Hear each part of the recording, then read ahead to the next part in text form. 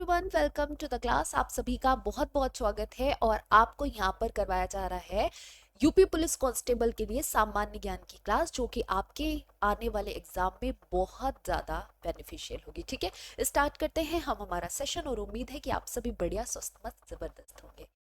पहला प्रश्न है हमारा कि कैलाश पर्वत कहाँ पर स्थित है।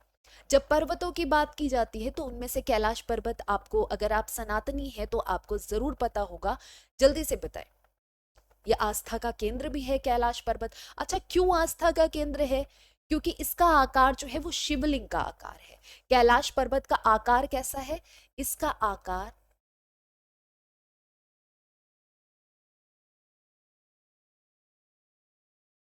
शिवलिंग का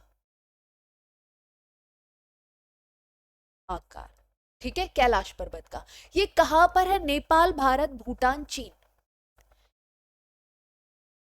जल्दी से बताएंगे तो यहां पर ध्यान रखना, ये चीन की सीमा के अंतर्गत आता है। किसकी? चीन की सीमा के अंतर्गत। इसकी हाइट क्या है?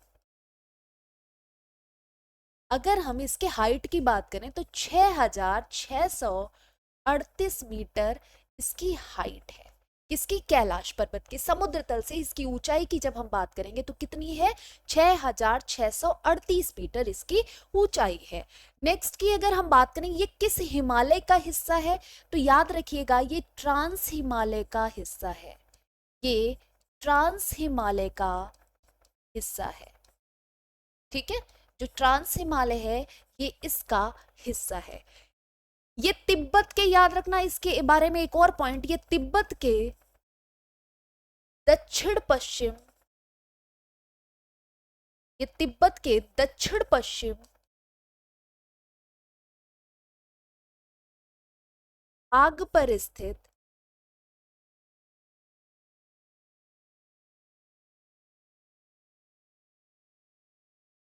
हिमालय की एक चोटी है। ठीक है, अब कैलाश पर्वत के बारे में ये इंपॉर्टेंट पॉइंट्स आपको पता चले। इसके अलावा अगर हम बात कर रहे हैं नदियों की, तो चाहे हम ब्रह्मपुत्र की बात करें, सतलज की बात करें और सिंधु, तीनों नदियां यहां से गुजरती हैं।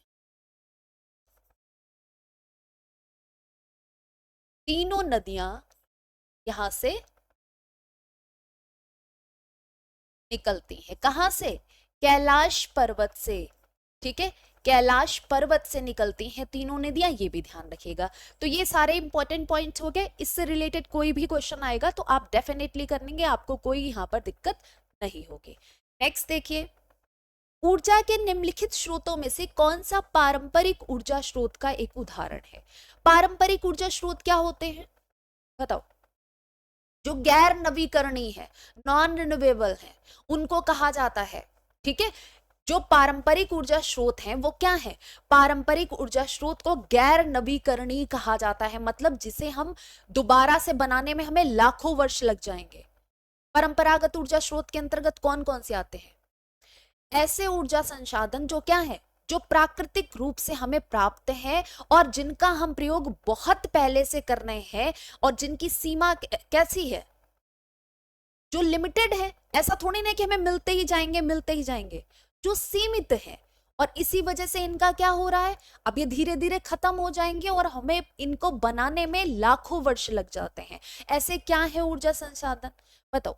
ऐसे ऊर्जा संसाधन कौन से हैं जो हमें प्राकृतिक तौर पर उपलब्ध हैं और जिनका हम प्रयोग बहुत समय से कर रहे हैं और जिनकी मात्रा भी सीमित है? बताइए। ज्वारीय ऊर्जा, पेट्रोलियम उत्पाद, सौर ऊर्जा या पवन ऊर्जा? कौन सा ऑप्शन आपका यहाँ पर करेक्ट है? तो ध्यान रखना, यहाँ पर किसकी बात की जा रही है? यहाँ पर पेट्रोलियम उत्पाद की बात की जा रही है। ये क्या है? ये पारंपरिक ऊर्जा स्रोत है। ये पारंपरिक ऊर्जा स्रोत है, ये ध्यान रखना। ठीक है, बी ऑप्शन आपका यहाँ पर क्या हो जाएगा?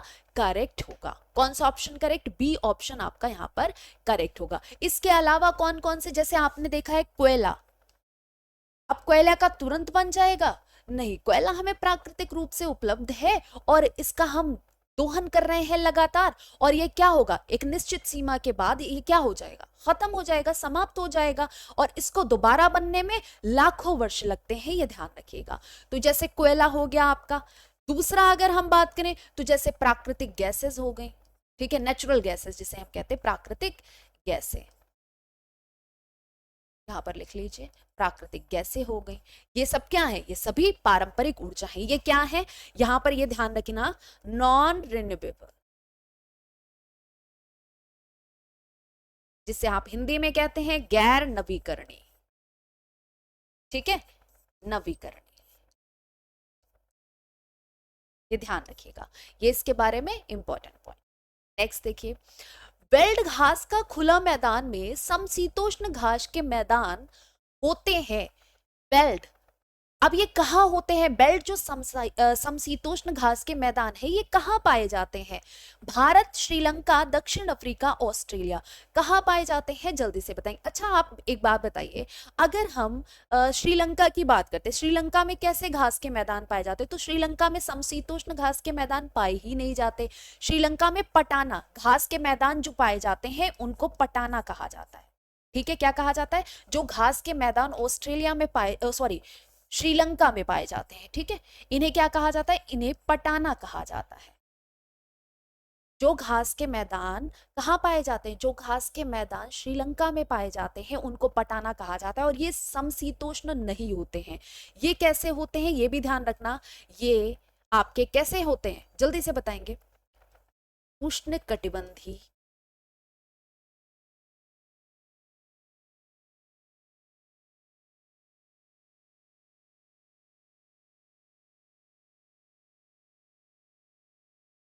ये उष्ण कटिबंधीय घास के मैदान होते हैं पटाना। अच्छा, भारत में जो पाए जाते हैं, दक्षिण भारत में स्पेशली हम बात करें तो जो घास के मैदान पाए जाते हैं उन्हें शोला कहा जाता है, ठीक है, दक्षिण भारत में जो घास के मैदान पाए जाते हैं उन्हें शोला कहा जाता है। जो हिमालय क्षेत्र में घास के मैदान पाए जाते हैं उन्हें अल्पाइन चारागाह कहा जाता है। तो ये तो ध्यान रखना, ये अलग की बात है। अब श्रीलंका हो गया, भारत हो गया, ये बता दिया, तो ये दोनों तो कट हो गए। ऑस्ट्रेलिया में पाए जाते हैं उनको क्या बेल्ट कहा जाता है, बताइए, और दक्षिण अफ्रीका में पाए जाते हैं उनको कहा जाता है, जल्दी से बताएंगे। तो दक्षिण अफ्रीका में जो घास के मैदान, जो समशीतोष्ण घास के मैदान पाए जाते हैं दक्षिण अफ्रीका में, वो बेल्ट कहलाते हैं। अच्छा, उत्तरी अमेरिका में, उत्तरी अमेरिका में जो घास के मैदान पाए जाते हैं और समशीतोष्ण ही पाए जाते हैं, दक्षिणी अमेरिका में, दोनों बताइए,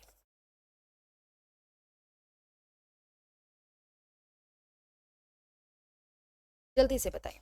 ऑस्ट्रेलिया में जो घास के मैदान पाए जाते हैं उनको डाउन्स कहा जाता है, तो डाउन्स कहा जाता है। और उत्तरी अमेरिका में जो पाए जाते हैं उनको क्या कहा जाता है, उनको प्रेयरी कहा जाता है, घास के मैदान है ये। और जो दक्षिणी अमेरिका में पाए जाते हैं उनको पंपास कहा जाता है, ठीक है, पंपास, ये ध्यान रखिएगा, ठीक है। ऑस्ट्रेलिया में जो पाए जा रहे हैं उनको डाउन्स कहा जाता है, और दक्षिण अमेरिका में जो पाए जा रहे हैं उनको पंपास कहा जाता है। उत्तरी अमेरिका में जो घास के मैदान पाए जा रहे हैं समशीतोष्ण, वो कौन से हैं, वो प्रेयरी हैं, ठीक है। इंपॉर्टेंट पॉइंट्स है, इनको ध्यान रखना। जबकि श्रीलंका में उष्ण कटिबंधीय घास के मैदान पाए जाते हैं जिनको पटाना नाम से जाना जाता है, करेक्ट। और भारत में अलग अलग तरह के घास के मैदान पाए जाते हैं। अगर हम दक्षिण भारत पहुंच जाते हैं तो वहां पर जो घास के मैदान पाए जाते हैं उनको शोला नाम से जाना जाता है। काका कालेलकर की अध्यक्षता में प्रथम पिछड़ा वर्ग आयोग किस वर्ष में नियुक्त हुआ? आपको पता है प्रथम पिछड़ा वर्ग आयोग जो बना था पहला, उसको काका कालेलकर आयोग के नाम से भी जाना जाता है। तो इसका मतलब इनकी स्थापना, मतलब जो प्रथम पिछड़ा वर्ग था उसकी स्थापना किसके प्रयासों से हुई थी? काका कालेलकर के प्रयासों से हुई थी। इसी वजह से नाम भी दे दिया गया काका कालेलकर, ठीक है। अब यहां पर बताओ किस वर्ष में नियुक्त किया गया था? 1953, 1957, 1951, 1955, कौन सा ऑप्शन आपका यहां पर करेक्ट होगा, जल्दी से बताएं। और किस अनुच्छेद के अंतर्गत आता है? अगर मैं आपसे पूछूं तो वो अनुच्छेद भी आप जरूर बताएं। किस अनुच्छेद के अंतर्गत आता है वो अनुच्छेद भी आप जरूर बताएं। जल्दी से बताएंगे कि कौन सा ऑप्शन आपका करेक्ट है। और कब स्थापित किया गया? तो 29 जनवरी 1953 में, ठीक है। ये प्रथम पिछड़ा वर्ग आयोग,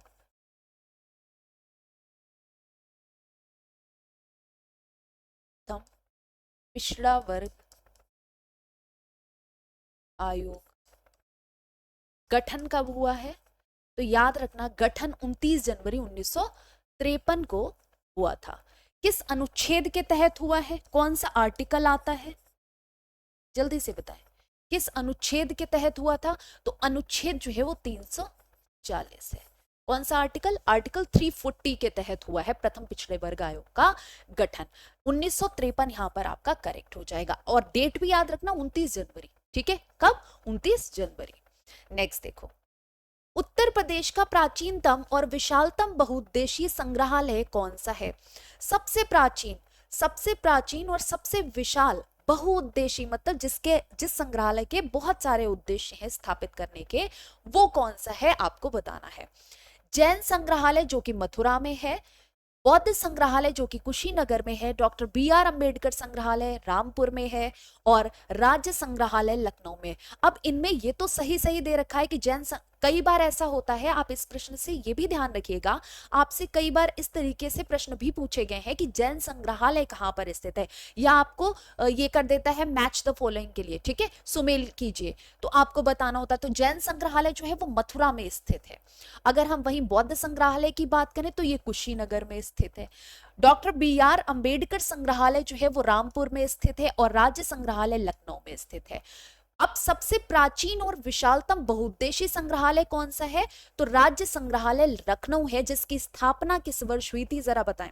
जिसकी स्थापना किस वर्ष हुई थी? तो 1863 ईस्वी में इसकी स्थापना हुई थी, सबसे पहले हुई थी, ये ध्यान रखना। ठीक है, अब हम बात करें जैन संग्रहालय मथुरा की, इसकी स्थापना कब हुई बताइए। जैन संग्रहालय मथुरा की इसकी स्थापना कब हुई? जल्दी से बताएंगे, फटाफट से बताओ।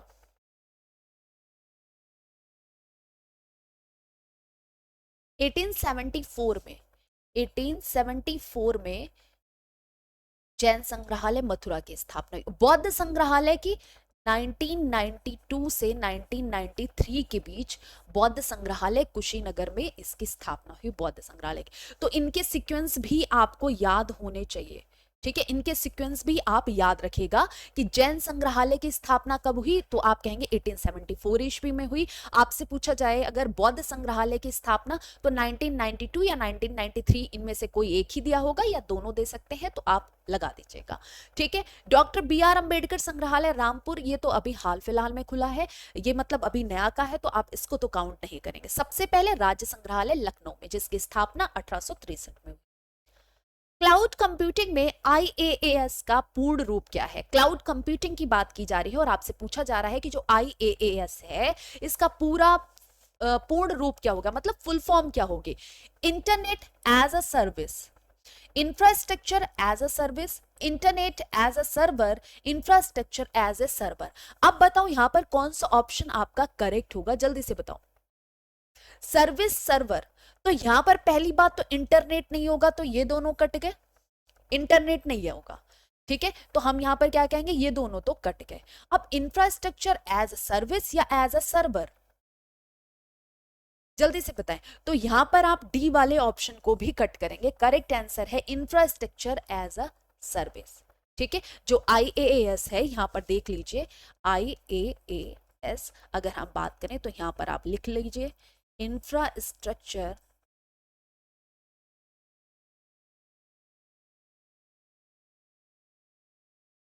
As a service.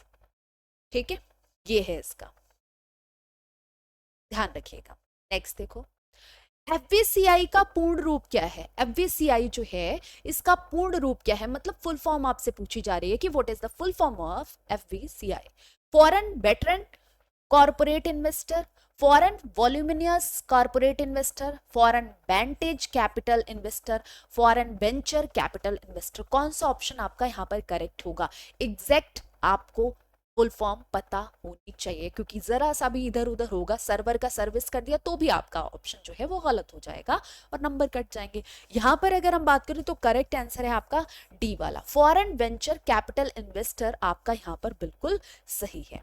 ठीक है, और ये किस लिए FVCI का पूर्ण रूप तो समझ में आ गया कि फॉरेन वेंचर कैपिटल इन्वेस्टर, ये मतलब इसका क्या प्रयोग है?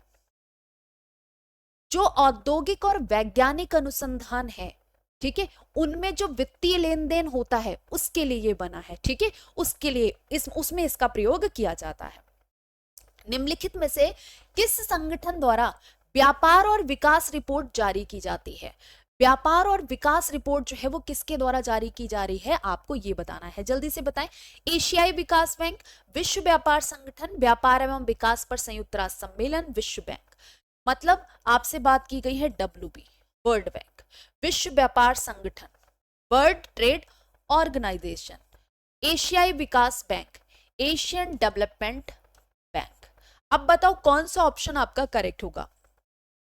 यहां पर आपको इतना समझ में आ जाना चाहिए था कि व्यापार और विकास रिपोर्ट यानी व्यापार एवं विकास पर संयुक्त राष्ट्र सम्मेलन इसी के तहत होगी, जिसे हम क्या कहते हैं, अंकटाड। ठीक है, इसे अंकटाड कहा जाता है, जी हाँ बिल्कुल कहा जाता है। अच्छा, इसकी स्थापना कब हुई अंकटाड की, जल्दी से बताएंगे। यहां पर लिख लीजिए, United nation trade and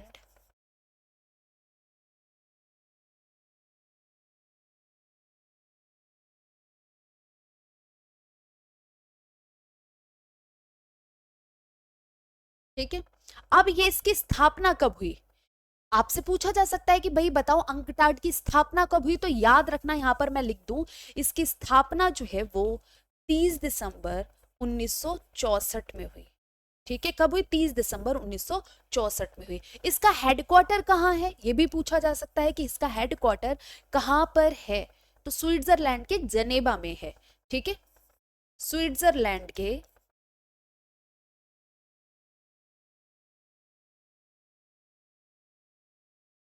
Geneva में है। ठीक है, स्विट्जरलैंड के जेनेवा में है इसका जो हेडक्वार्टर है। ठीक है, तो ये ध्यान रखेंगे, विकास रिपोर्ट जारी किसके द्वारा की जाती है, व्यापार एवं विकास पर संयुक्त राष्ट्र सम्मेलन के द्वारा जारी की जाती है। नेक्स्ट देखिए, प्रवासी भारतीय दिवस 2 वर्षों में एक बार मनाया जाता है। प्रवासी भारतीय दिवस की बात की जाए तो आप हमेशा ध्यान रखिएगा, ये प्रत्येक वर्ष नहीं मनाया जाता है, प्रत्येक 2 वर्ष बाद मनाया जाता है। ठीक है, मतलब 2 वर्षों के बाद मनाया जाता है, ये एक आप कहेंगे ये एक समारोह होता है। ठीक है, और पहली बार कहां पर हुआ था, तो पहली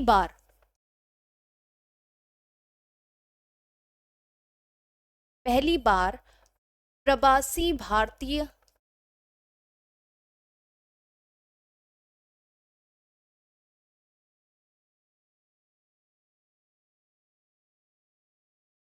दिल्ली में हुआ था। और किसने इसका उद्घाटन किया था, तो उस टाइम 2003 के टाइम हुआ था। ठीक है, 2003 से मनाना शुरू हुआ, और उस टाइम प्रधानमंत्री कौन थे, अटल बिहारी वाजपेयी थे। ठीक है, अटल बिहारी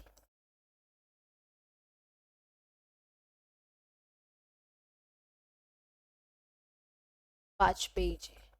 ठीक है, ने क्या किया था, इसका उद्घाटन, इस समारोह का उद्घाटन किया था पहली बार 2003 में। कब मनाया जाता है, फिर से आ गया वही प्रश्न, तो 9 जनवरी, 9 अप्रैल, 21 अगस्त या 2 अक्टूबर। तो याद रखना ये 9 जनवरी को मनाया जाता है। कब मनाया जाता है, 9 जनवरी को मनाया जाता है। क्यों 9 जनवरी को मनाया जाता है, 9 जनवरी को ये प्रवासी भारतीय दिवस मनाने का कहां से हमें सूझ गया कि भाई मनाना चाहिए, तो याद रखना क्योंकि क्या हुआ था, महात्मा गांधी जी 9 जनवरी 1915 को, महात्मा गांधी जी क्या हुए थे, महात्मा गांधी जी दक्षिण अफ्रीका से भारत वापस आए थे। यहां पर लिख लो, महात्मा गांधी साउथ अफ्रीका से वापस आए थे। तभी से हम क्या करते हैं, तब से नहीं मनाते हैं, फिर 2003 में ये घोषणा की गई कि भाई प्रत्येक 2 वर्ष बाद प्रवासी भारतीय दिवस मनाया जाएगा। ठीक है, समारोह होता है, और पहली बार समारोह 2003 में हुआ था, और इसकी समारोह का उद्घाटन प्रधानमंत्री अटल बिहारी वाजपेयी के द्वारा दिल्ली में किया गया था। ठीक है, ये आपका करेक्ट हो गया। अच्छा, 21 अगस्त को कुछ मनाया जाता है क्या, 21 अगस्त को कुछ मनाया जाता है, राष्ट्रीय वरिष्ठ नागरिक दिवस मनाया जाता है, राष्ट्रीय वरिष्ठ नागरिक दिवस मनाया जाता है। ठीक है, 2 अक्टूबर को गांधी जयंती होती है, आपको पता होगा। गांधी जयंती जो है 2 अक्टूबर को होती है, ठीक है, क्योंकि 2 अक्टूबर को गांधी जी का जन्म हुआ था। यहां पर ये ध्यान रखिएगा। नेक्स्ट देखिए, तालुका स्तर पर उसके साथ पंजीकृत प्रत्येक दस्तावेज की प्रतियों को रखता है। तालुका स्तर पर उसके साथ पंजीकृत प्रत्येक दस्तावेज की प्रतियों को कौन रखता है? तहसीलदार, ग्राम प्रशासनिक अधिकारी, राजस्व निरीक्षक या उप पंजीयक, कौन रखता है? जल्दी से बताएंगे, फटाफट से बताएं। तो यहां पर ध्यान रखना, ये उपपंजीयक का काम होता है। किसका काम होता है? ये उपपंजीयक का काम होता है। उपपंजीयक क्या करता है? तालुका स्तर पर उसके साथ पंजीकृत प्रत्येक दस्तावेज की प्रतियों को रखता है। तो यहां पर करेक्ट आंसर क्या हो जाएगा? ये आपका डी वाला ऑप्शन बिल्कुल करेक्ट होगा, ये ध्यान रखना। इसकी नियुक्ति कौन करता है? उपपंजीयक की नियुक्ति किसके द्वारा होती है, ये भी जरूरी है, पता होना चाहिए। जल्दी से बताएंगे। तो आप ध्यान रखना, इसका करेक्ट आंसर होगा राज्य लोक सेवा आयोग द्वारा। राज्य लोक सेवा आयोग के द्वारा इसकी नियुक्ति होती है। इसकी नियुक्ति होती है किसकी? उपपंजीयक की, ठीक है, उपपंजीयक की, ये ध्यान रखना। अच्छा, जिला स्तर पर कौन करता है? ये तो हो गया राज्य स्तर पर। जिला स्तर पर जिला पंजीयक, ठीक है, जिला स्तर पर जिला पंजीयक का काम होता है ये। नेक्स्ट देखो, उत्तर प्रदेश में पुलिस उपाधीक्षक की भर्ती हेतु परीक्षा व साक्षात्कार निम्न में से किसके द्वारा किया जाता है? जो उत्तर प्रदेश में पुलिस उपाधीक्षक की भर्ती होती है, उसके लिए जो परीक्षा करवाई जाती है, जो इंटरव्यू होता है, वो किसके द्वारा? उत्तर प्रदेश पुलिस भर्ती बोर्ड के द्वारा होता है, उत्तर प्रदेश लोक सेवा आयोग के द्वारा होता है, केंद्रीय लोक सेवा आयोग के द्वारा हो रहा है, या शासन द्वारा गठित कमेटी के द्वारा हो रहा है? तो यहां पर एक चीज ध्यान रखिएगा, ये केंद्रीय लोक सेवा आयोग के द्वारा तो होगा नहीं, क्योंकि उत्तर प्रदेश का अपना भी लोक सेवा आयोग है और उत्तर प्रदेश की बात की जा रही है। तो जाहिर सी बात है, यहां पर करेक्ट आंसर क्या होना चाहिए था आपका?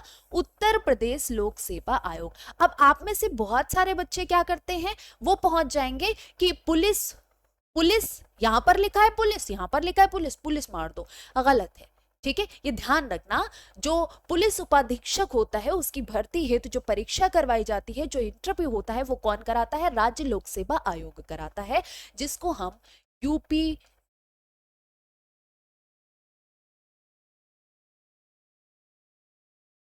यूपीपीसीएस कहते हो, ठीक है, उसके द्वारा होता है। अच्छा, इसका गठन किसके द्वारा हो गया? जल्दी से बताएं।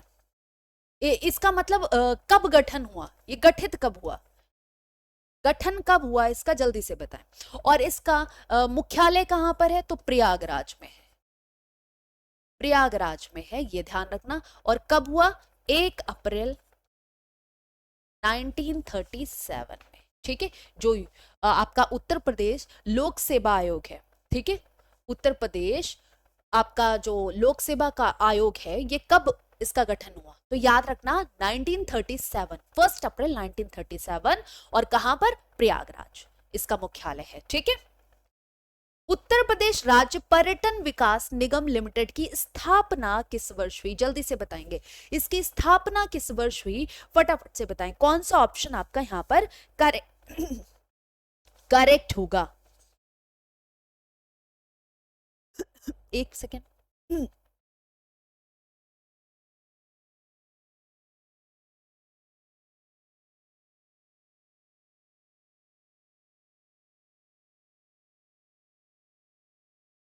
सॉरी।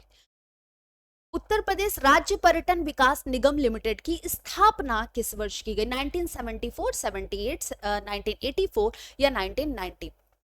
उत्तर प्रदेश राज्य पर्यटन विकास निगम लिमिटेड की बात की जा रही है, तो ये इसकी स्थापना 1974 में हुई। कहां पर हुई? 1974 में हुई है, ये भी ध्यान रखिएगा। कब हुई है? 1974 में हुई है। उत्तर प्रदेश जो आपका लोक सेवा आयोग है, पर्यटन विकास है, इन सभी के बारे में आपको पता होना चाहिए, क्योंकि यहां से प्रश्न जो है वो आपके पूछे जा सकते हैं। ठीक है, यहां से प्रश्न जो है आपके हर बार पूछे जाएंगे, तो आप इनको जितना हो सके ध्यान रखें। ठीक है, आप इनको जितना हो सके उतना ध्यान रखें, क्योंकि कहीं पर भी कुछ भी आपसे पूछा जा सकता है। चलिए नेक्स्ट देखिए, नेक्स्ट बताइए।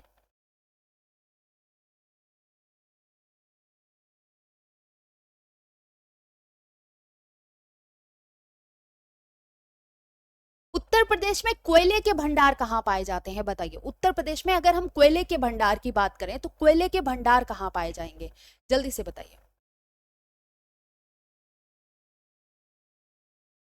कोयले के भंडार कहाँ पाए जाते हैं? अच्छा, विंध्य क्षेत्र में, सिंगरौली क्षेत्र में, बुंदेलखंड क्षेत्र में, या उपर्युक्त सभी में पाए जाते हैं क्या? नहीं, कोयले के भंडार जो है वो छत्तीसगढ़ के सिंगरौली में पाए जाते हैं, सॉरी सोनभद्र जिले के। उत्तर प्रदेश में बात की जा रही है ना, तो उत्तर प्रदेश में सोनभद्र, सिंगरौली कहां पर आता है? सोनभद्र में आता है। सोनभद्र के सिंगरौली क्षेत्र में पाए जाते हैं कोयले के भंडार। चलो ये तो हो गया। अच्छा, विंध्य क्षेत्र में क्या पाया जाता है, ये बताइए। विंध्य क्षेत्र में क्या पाया जाता है और बुंदेलखंड क्षेत्र में क्या पाया जाता है? कोई ना कोई जो आपके किसी ना किसी के भंडार पाए जाते होंगे, बुंदेलखंड क्षेत्र जो है और जो विंध्य क्षेत्र है। तो यहां पर बताओ आपका करेक्ट आंसर क्या होना चाहिए, जल्दी से बताएंगे। बुंदेलखंड क्षेत्र में आपने डायस्पोर का नाम सुना है? डायस्पोर, ठीक है। पायरोफिलाइट,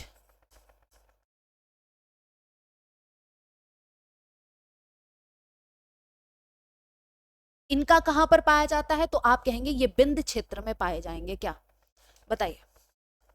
एंडुलोसाइट, ये कहां पाया जाता है? तो एंडुलोसाइट की बात करें, यहां पर भी पाया जाता है एंडुलोसाइट और कैल्साइट।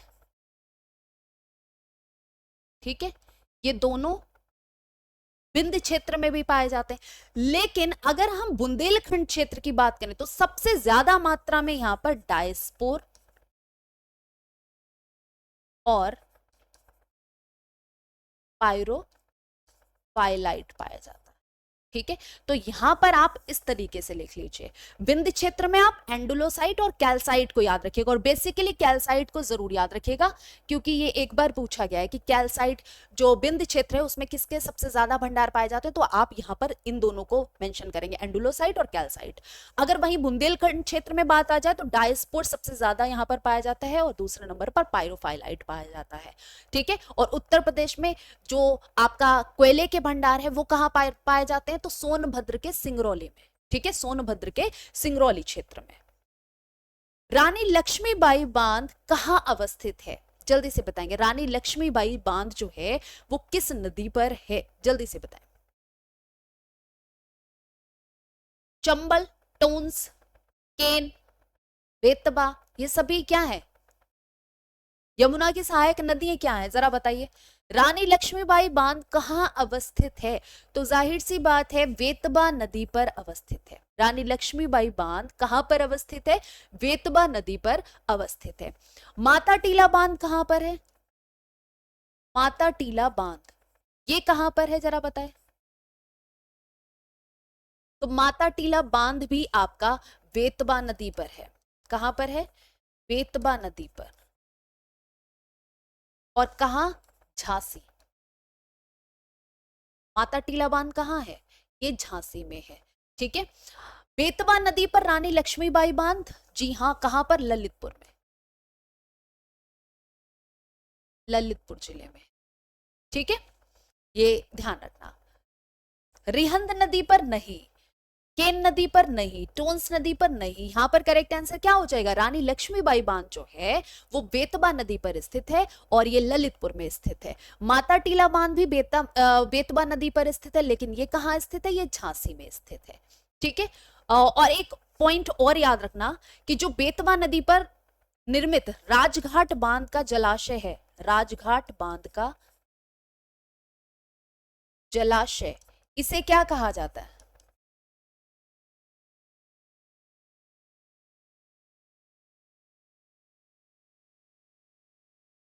रानी लक्ष्मीबाई सागर के नाम से जाना जाता, के नाम से जाना जाता है, ये भी ध्यान रखना। ठीक है, नेक्स्ट देखिए, जादिन जन्म भयो का धरती धसी अढ़ाई हाथ, उपर्युक्त उक्ति लोकोक्ति का संबंध उत्तर प्रदेश के किस ऐतिहासिक विभूति से है। मतलब ये जो पंक्तियां बोली गई हैं ये किस महानुभूति के लिए बोली गई हैं, बताइए ये किस व्यक्तित्व के लिए बोली गई हैं। विद्याधर के लिए, माहिल के लिए, या आल्हा के लिए, या परमार्थ के लिए, जल्दी से बताएंगे फटाफट से। यहां पर आप अपना आंसर दें तो ध्यान रखिएगा ये किसके लिए बोली गई है, ये आल्हा के लिए बोली गई। आल्हा उदल आपको पता होगा, आल्हा उदल बड़े लड़िया जिनकी खेती करें से आल्हा अभी भी जो बुंदेलखंड के क्षेत्र हैं उनमें अभी भी आल्हा गाए जाते हैं। और आल्हा के बारे में ये किसने लिखा है, तो याद रखना जो रासो साहित्य लिखा गया है, अगर हिंदी में पहुंच जाओगे तो आपने देखा होगा कालों का विभाजन क्या है, सबसे पहला आता है आदिकाल। आदिकाल में लिखा गया है आपका रासो साहित्य, ठीक है, और उसमें परमाल रासो जो किसकी रचना है, जगनीक की रचना है। जगनीक की रचना जो परमाल रासो है उसमें आल्हा उदल के उन्होंने वीरता का वर्णन किया है, ठीक है, उन्होंने आल्हा उदल की वीरता का वर्णन किया है, ये ध्यान रखना। तो यहां पर करेक्ट आंसर क्या हो जाएगा, सी वाला ऑप्शन आपका बिल्कुल सही है, ठीक है। जैसे चंद्रबरदाई पृथ्वीराज रासो के बारे में उन्होंने लिखा है, ठीक है, वीर गाथा काल उसे कहा जाता है कि वीरों का वर्णन किया गया है उस काल में, वीरता का, उनकी शूरता का। यहां पर बताओ कि नीचे दिए गए इनको सुमेलित करना है, ठीक है भाई। अगर हम इनकी बात करें, कैलाश मेला, नौचंदी मेला, कालिंजर मेला और सोरो मेला, इनको मैच करना है, जल्दी से बताएं कौन सा ऑप्शन आपका करेक्ट होगा। पहली बात तो सोरो मेला की हम बात करें तो एटा नहीं रह गया है, अब इसको कासगंज कर दिया गया है, कासगंज कर दिया गया है, तो ये ध्यान रखिएगा, ठीक है। और सोरो मेला कासगंज में ही लगता है, ये बिल्कुल सही है। यहां पर अगर हम बात करें तो ए ऑप्शन आपका सही है, क्योंकि अगर हम कैलाश मेला की बात करें तो ये आगरा में लगता है, नौचंदी मेला की बात करें तो नौचंदी मेला जो है वो मेरठ में लगता है, कालिंजर मेला बांदा में लगता है, और सोरो मेला एटा जिसे अब कासगंज कहा जाता है इसमें लगता है। तो ये आपका महत्वपूर्ण प्रश्न था, ये ध्यान रखना, ठीक है। 2008 में ये कासगंज हो गया है, ठीक है, 2008 में, ये ध्यान रखेंगे। तो यहां पर ये करेक्ट आंसर कौन सा हो जाएगा, आपका ए वाला ऑप्शन आपका बिल्कुल सही है, ठीक है। अच्छा, सबसे ऊंटों का मेला कहाँ लगता है, कोई बच्चा बता सकता है तो जरूर बताए, ऊंटों का मेला कहां पर लगता है। उत्तर प्रदेश के किस जिले में देश के प्रथम पुलिस संग्रहालय की स्थापना की गई है, किस जिले में देश के प्रथम पुलिस संग्रहालय की स्थापना की है। इलाहाबाद, आगरा, लखनऊ, गाजियाबाद, किस जिले में बात की जा रही है जहां पर सबसे पहले प्रथम पुलिस संग्रहालय की स्थापना की गई है, जल्दी से बताएं। प्रथम पुलिस संग्रहालय की स्थापना कहां पर की गई है, फटाफट से आंसर करें। इंपॉर्टेंट है, आप यूपी पुलिस कांस्टेबल की प्रिपरेशन कर रहे हैं तो डेफिनेटली आपको ये चीजें तो पता होनी चाहिए। अब इलाहाबाद में कर दोगे, या आपका आगरा में करोगे, या गाजियाबाद में, या लखनऊ में। देखो अब उत्तर प्रदेश से ज्यादातर रिलेटेड चीजें आप लखनऊ लेते जाते हो, ऐसा नहीं है भाई, और भी जिले हैं उत्तर प्रदेश में, गाजियाबाद में, ठीक है। किस वर्ष हुई है इस पुलिस संग्रहालय की स्थापना, कोई बच्चा बता सकता है तो जरूर बताए, जल्दी से बताए, किस वर्ष हुई है, आपको बताना है यहां पर ईयर, किस वर्ष उत्तर प्रदेश में पुलिस संग्रहालय की स्थापना कहां हुई, ये आपको पता चल गया कि गाजियाबाद में हुई है, कहां पर, गाजियाबाद में हुई। नेक्स्ट देखो, मार्च 2024 में किस राज्य में मुख्यमंत्री युवा उद्यमी विकास अभियान योजना शुरू की गई है, बताइए। मार्च 2024 में मुख्यमंत्री युवा उद्यमी योजना शुरू की गई है। अच्छा, ये किसके द्वारा शुरू की गई होगी, बिहार के द्वारा, उत्तर प्रदेश के द्वारा, मध्य प्रदेश के द्वारा, या महाराष्ट्र के द्वारा, किसके द्वारा शुरू की गई होगी, अपना दिमाग लगा लो। जब उत्तर प्रदेश की बात की जा रही है तो यहां पर ये उत्तर प्रदेश की बात की गई है, ठीक है। उत्तर प्रदेश में योगी आदित्यनाथ जी ने ये मुख्यमंत्री युवा उद्यमी विकास अभियान शुरू किया गया है, जिसका उद्देश्य क्या है कि जो युवा है उन्हें रोजगार प्रदान करना, ठीक है, उन्हें क्या करना, उन्हें उद्योग देना, उद्यमी बनाना, ठीक है। इसके लिए क्या 5 लाख तक का उनको ऋण दिया जाएगा, ठीक है, वो भी ब्याज मुक्त, उस पर कोई भी ब्याज उनसे नहीं लिया जाएगा। तो यहां पर करेक्ट आंसर क्या हो जाएगा, बी वाला ऑप्शन आपका करेक्ट होगा। 2024 में शुरू की गई, और कब, उत्तर प्रदेश के द्वारा, ठीक है। 1 लाख युवा उद्यमियों को, ठीक है, प्रत्येक वर्ष 1 लाख युवा उद्यमियों को 5 लाख तक का ब्याज मुक्त ऋण दिया जाएगा, ठीक है। भारत ने हाल ही में किस देश से अपने सैन्य कर्मियों को वापस बुला लिया है? आपसे पूछा जा रहा है कि कौन सा देश है जहां से अपने सैन्य कर्मियों को भारत ने वापस बुला लिया है? श्रीलंका, भूटान, मालदीव या नेपाल? कौन सा ऑप्शन आपका करेक्ट है? श्रीलंका, भूटान, नेपाल या मालदीव? तो याद रखना मालदीव से, ठीक है, मालदीव से अपने सैन्य कर्मियों को भारत ने वापस बुला लिया है। मालदीव में, यहां पर ध्यान रखना, कुछ इंपॉर्टेंट चीजें मैं लिख दे रही हूं जो आपको बहुत हेल्प करेंगे, ठीक है। मानवीय चिकित्सा, यहां पर लिख लीजिएगा, मानवीय, या स्क्रीनशॉट ले लीजिएगा, मानवीय चिकित्सा निकासी सेवाएं प्रदान करने के लिए, ठीक है, निकासी सेवाएं प्रदान करने के लिए भारत के दो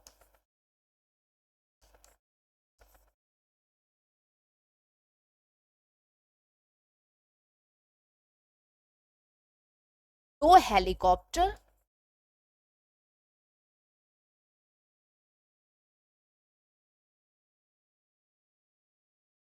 और एक डोर्नियर विमान का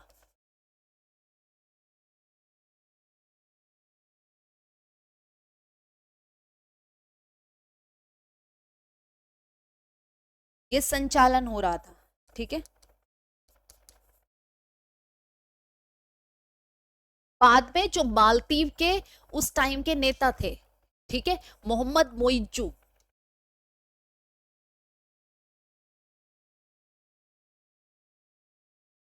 मोहम्मद मोइजू जो मालदीव सरकार का नेतृत्व कर रहे थे, इन्होंने औपचारिक रूप से रिक्वेस्ट की कि भाई आप अपने जो हेलीकॉप्टर और ये हैं वापस बुला लीजिए, ठीक है। इसलिए फिर भारत ने मालदीव की इस रिक्वेस्ट पे, उन्होंने औपचारिक रूप से की थी, तो वापस बुला लिए गए। और कौन, कितने थे? तो 2 हेलीकॉप्टर और एक डोर्नियर विमान था। कौन अंतरिक्ष में सैर करने वाले पहले भारतवंशी पर्यटक होंगे? अंतरिक्ष में सैर करने वाले पहले, आपसे पूछा गया भारतवंशी पर्यटक कौन से हैं? गोपी थोटाकुरा, गौरव भाटिया, जी कृष्णमूर्ति या परमिंदर सिंह? कौन सा ऑप्शन आपका यहां पर सही होगा? जल्दी से बताएं। यहां पर ध्यान रखना एक और बात कि जो ब्लू ओरिजिन है, ब्लू ओरिजिन के कौन से एनएस, ब्लू ओरिजिन के NS-25 मिशन, और इसमें कितने लोग शामिल हैं? 6 क्रू सदस्यों में।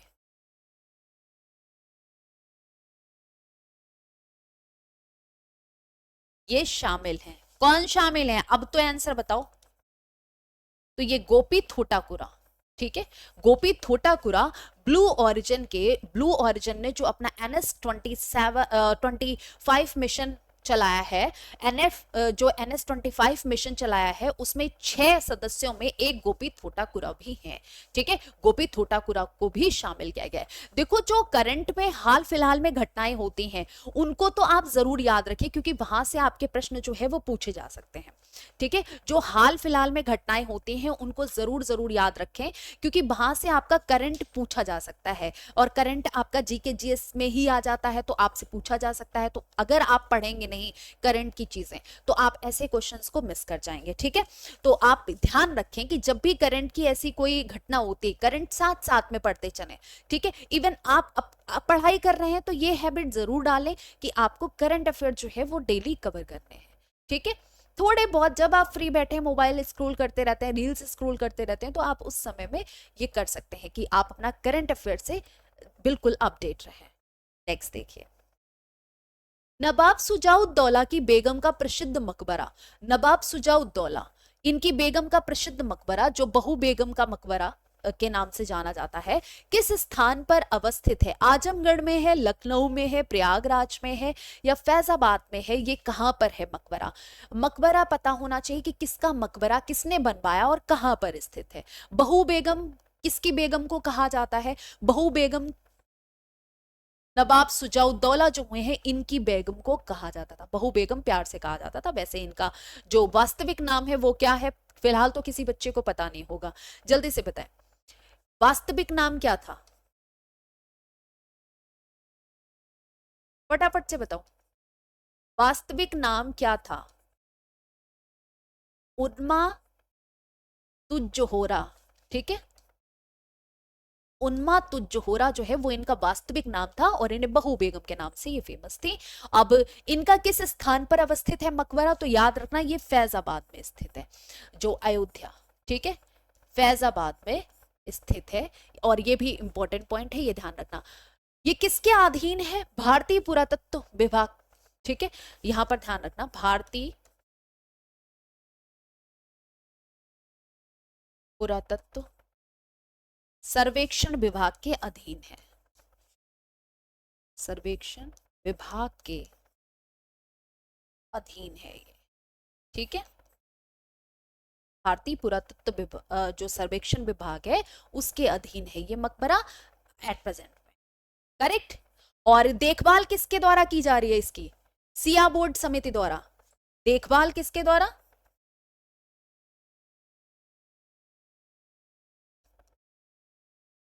सिया बोर्ड समिति के द्वारा, ठीक है। इंपॉर्टेंट पॉइंट है, आप याद रखें, कोई बहुत बड़ा पॉइंट नहीं। राज्यों में से किस में उत्तर प्रदेश की सीमा नहीं लगती? बहुत ही सरल सवाल होता है। देखो यूपी की जब हम बात करते हैं, यूपी की जब हम बात करते हैं, आपको पता है कि इसकी अगर हम नक्शे की बात करें तो ये इस प्रकार कुछ गाय के आकार का बना देते हैं सब लोग इसको, ठीक है। ज्यादातर आप यही देखोगे कि गाय की तरह इसका स्ट्रक्चर जो है वो कर देते हैं, वो हटा दो। अब उत्तर प्रदेश की सीमा लगती किससे नहीं है? तो उत्तर प्रदेश ऐसा राज्य है जो सर्वाधिक सीमाओं को, मतलब सर्वाधिक राज्यों की सीमाओं को स्पर्श करने वाला राज्य है। सर्वाधिक सीमाओं को स्पर्श करने वाला राज्य कौन सा है? उत्तर प्रदेश। उत्तर प्रदेश सर्वाधिक राज्यों की सीमाओं को स्पर्श करता है। कौन कौन सी? 8 राज्य प्लस 1 केंद्र शासित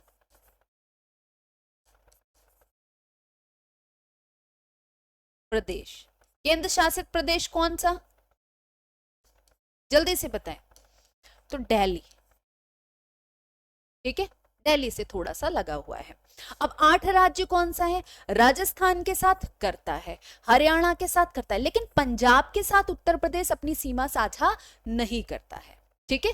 पंजाब के साथ उत्तर प्रदेश अपनी सीमा साझा नहीं करता है, ये ध्यान रखना। किस किस के साथ करता है? सबसे पहले लिख लो हिमाचल प्रदेश से, यहां पर लिख लो हिमाचल प्रदेश से करता है, ठीक है। हरियाणा हो गया, राजस्थान हो गया, ठीक है, एमपी हो गया, छत्तीसगढ़ हो गया,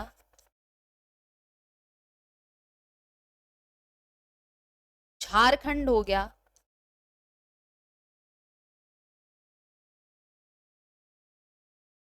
बिहार हो गया, उत्तराखंड हो गया, ठीक है। तो ये हो गए आपके 8 राज्य और एक हो गया दिल्ली, हो गया 9। मतलब 9 जगह से सीमा स्पर्श करता है, उनमें से 8 राज्य हैं और एक दिल्ली केंद्र शासित प्रदेश है, ठीक है। नेक्स्ट देखो, उत्तर प्रदेश में खरीफ फसल की बुआई होती है। खरीफ फसल, इसकी बुआई कब होती है? खरीफ में कौन कौन से आ जाते हैं? खरीफ में जो धान की फसल है उस वो खरीफ में आती है। अब 3 प्रकार की फसलें हैं, रबी, खरीफ और जायद, ठीक है। 3 प्रकार की फसलें हैं। रबी फसल की बुआई की अगर हम बात करें तो ये कब होती है? रबी फसल की अगर हम बुआई की बात कर रहे हैं, अभी हम कटाई की बात ही नहीं कर रहे हैं, तो रबी फसल की बुआई कब होती है जरा बताओ। याद रखना, अगर हम बुआई की बात कर रहे हैं तो अक्टूबर नवंबर में, ठीक है। खरीफ फसल की बुआई कब होती है बताइए? खरीफ फसल की बुआई कब होती है? तो ये ध्यान रखना, जून जुलाई में। जायद फसल की बुआई कब होती है? मार्च अप्रैल में। ठीक है। अब कटाई की बात की जाए और यहां पर पूछा क्या क्या, बुआई की बात पूछी गई और खरीफ फसल की, तो कहां पर करेक्ट हो जाएगा, जून जुलाई कहां आ रहा है, अप्रैल मई के दौरान, मार्च अप्रैल में इसकी कटाई हो जाती है, रबी की कटाई इसकी कब हो जाती है, मार्च अप्रैल में इसकी कटाई हो जाती है। जायद की बात की जाए तो ये जून जुलाई में कटाई हो जाती है इसकी, जून जुलाई में इसकी कटाई हो जाती है। खरीफ की फसल की कटाई कब होती है, खरीफ की फसल जो है इसकी कटाई कब होती है ये बताओ।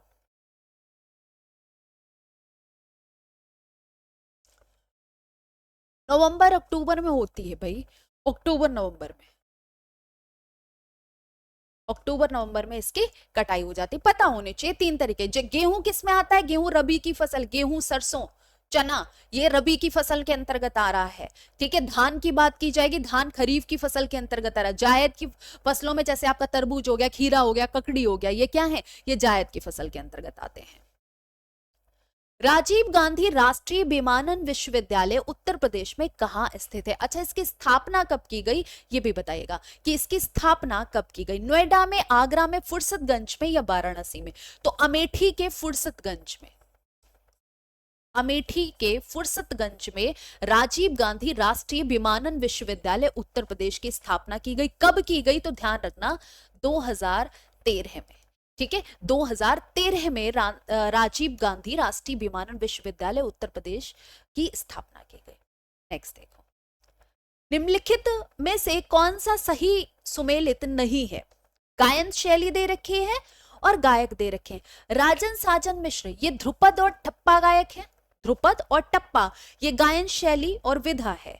ताज बेगम ठुमरी और टप्पा, बड़ी मैना ठुमरी और टप्पा, अंबाजी चतुर्वेदी ध्रुपद।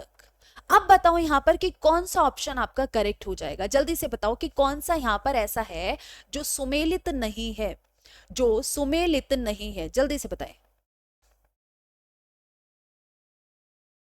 देखो यहां पर ये जरूर पढ़ लीजिएगा कि गायन शैली किसकी क्या है, कौन किस घराने से संबंधित है, यहां से प्रश्न बनते हैं। ये तो सही है कि ध्रुपद और टप्पा सही है, ताज बेगम भी सही है, ठुमरी और टप्पा। लेकिन अगर हम बड़ी मैना की बात करते हैं, ये आपका आंसर है क्योंकि ये ठुमरी तो है लेकिन टप्पा नहीं है, टप्पा इनकी विधा नहीं है, तो यहां पर ये ध्यान रखना। ठीक है, टप ठुमरी गायिका तो है लेकिन टप्पा गायिका नहीं है, तो यहां पर कौन सा हो जाएगा, सिर्फ ठुमरी होता तो सही था लेकिन टप्पा नहीं है, इस वजह से सी ऑप्शन आपका गलत है। कौन सा युग्म सही सुमेलित नहीं है, भारतीय सब्जी अनुसंधान संस्थान कहां पर है, वाराणसी में है, जी हां ये सही है। भारतीय गन्ना अनुसंधान संस्थान लखनऊ में है, बिल्कुल सही है। भारतीय चीनी अनुसंधान संस्थान होता तब क्या होता, तब कानपुर हो जाता, ध्यान रखिएगा। भारतीय दलहन अनुसंधान संस्थान कानपुर में है, सही है। लेकिन श्रीनगर में है क्या, केंद्रीय उपोष्ण उद्यान अनुसंधान संस्थान श्रीनगर में है, गलत है। ये कहां पर हो जाएगा, ये आपका बी ऑप्शन होगा। क्यों, क्योंकि ये लखनऊ में स्थित है। कहां पर स्थित है, जो केंद्रीय उपोष्ण उद्यान अनुसंधान संस्थान है वो लखनऊ में स्थित है, ना कि श्रीनगर में स्थित है। ठीक है, भारतीय दलहन अनुसंधान संस्थान कानपुर में है, गन्ना अनुसंधान संस्थान लखनऊ में, अगर हम चीनी अनुसंधान संस्थान कह देते तो कानपुर हो जाता, ये भी ध्यान रखिएगा। और सब्जी अनुसंधान संस्थान वाराणसी में है। अनुसंधान संस्थान जितने भी हैं यहाँ से प्रश्न बनते हैं, तो आप इनको एक बार एक पेज पे लिखें और याद कर लें। ठीक है, क्योंकि अनुसंधान संस्थान कौन सा अनुसंधान संस्थान कहां पर है, इस तरीके के प्रश्न आपसे पूछे जाते हैं। मैच द कॉलम में पूछ ले जाएंगे, आपसे पूछे जा सकते हैं सही इनमें से कौन सा है, गलत इनमें से कौन सा है, इस तरीके से। 18वीं लोकसभा के लिए हुए चुनाव में भाजपा के नेतृत्व वाले एनडीए के गठबंधन ने कुल कितने सीटें जीतकर पूर्ण बहुमत हासिल की। अच्छा, जो 18वीं लोकसभा का चुनाव हुआ वो कब हुआ था, कोई बच्चा बता सकता है, 18वीं लोकसभा का चुनाव हुआ कब था, तो याद रखना 19 अप्रैल 2000 से लेके 1 जून 2024 तक हुआ है ये, मतलब 2024 में संपन्न हुआ है 18वीं लोकसभा का चुनाव। और कितनी सीटें जीती थी टोटल ये बताओ, तो कुल 292 जीती, कुल एनडीए सरकार ने ठीक है, भाजपा के नेतृत्व वाले एनडीए के गठबंधन ने कुल कितनी सीटें जीती? तो कुल 290 थी। भाजपा ने कितनी जीती? अगर हम भाजपा की बात कर रहे हैं तो भाजपा ने 240 सीटें जीती। भाजपा ने 240 सीट्स जीती थी, ये भी ध्यान रखिएगा। कितनी? 240 सीट्स जीती थी, ये भी ध्यान रखिएगा। हाल ही में किस देश ने वर्ष 2024-26 के लिए कोलंबो प्रक्रिया के निवान अध्यक्षता ग्रहण की है? कोलंबो प्रक्रिया की निवान अध्यक्षता किसने ग्रहण की है और इसकी स्थापना कब हुई? जो कोलंबो प्रक्रिया है, इसकी अध्यक्षता कौन कर रहा है और इसका उद्घाटन कब हुआ? बताइए।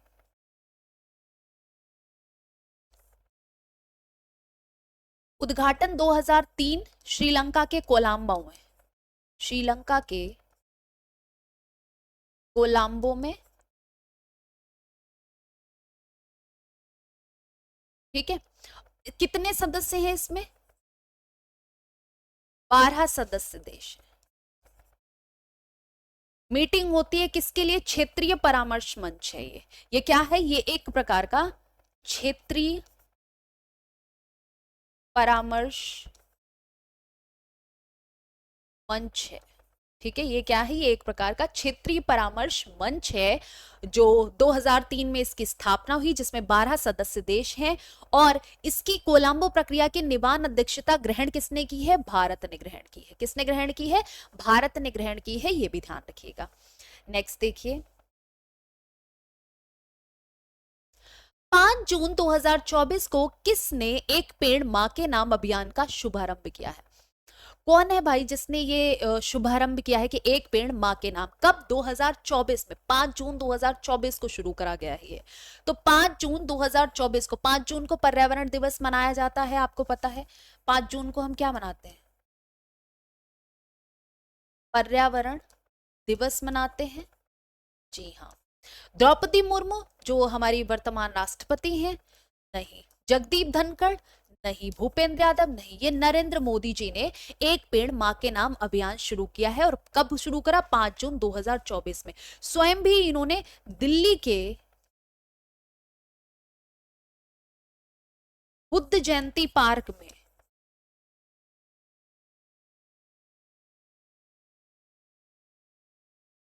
एक पेड़ लगाकर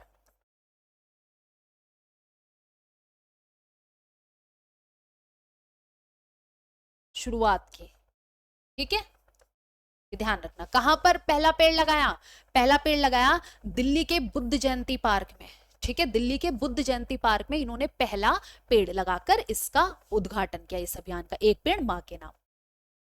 हाल ही में किस देश ने आधिकारिक तौर पर अपनी अंतरिक्ष एजेंसी लॉन्च की है? आधिकारिक तौर पर अपनी अंतरिक्ष एजेंसी किसने लॉन्च की है? जैसे हमारी अंतरिक्ष, आपका पता होगा, भारत का अंतरिक्ष एजेंसी है भाई इसरो है, नासा है, ठीक है।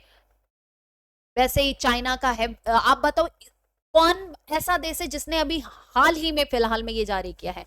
ब्राजील, उत्तर कोरिया, दक्षिण कोरिया या केन्या? कौन सा ऑप्शन आपका करेक्ट है? जल्दी से बताइए, फटाफट से बताएंगे।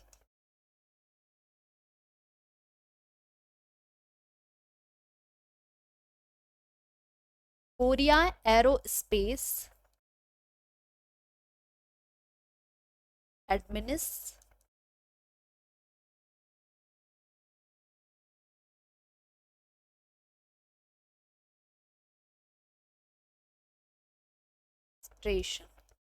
ठीक है। Korea aerospace administration, KASA. किसने शुरू करा है? उत्तर कोरिया, दक्षिण कोरिया? कौन सा है भाई? तो दक्षिण कोरिया ने। कब शुरू करा है? 2024 में, ठीक है। आधिकारिक तौर पर अपनी अंतरिक्ष एजेंसी लॉन्च की है किसने? कासा, कासा नाम से। इसका पूरा नाम क्या हो जाएगा? कोरिया एरोस्पेस एडमिनिस्ट्रेशन, ठीक है। कोरिया एरोस्पेस एडमिनिस्ट्रेशन किसके द्वारा? दक्षिण कोरिया के द्वारा लॉन्च की गई है। तो उम्मीद है कि आपको बहुत कुछ सीखने को मिला होगा और ऐसे ही आप सभी जो है इन क्वेश्चंस को एक बार जरूर रिवीजन कीजिएगा, बहुत कुछ आपको सीखने को मिला है, ठीक है। नेक्स्ट सेशन में मिलते हैं। थैंक यू सो मच, जय हिंद।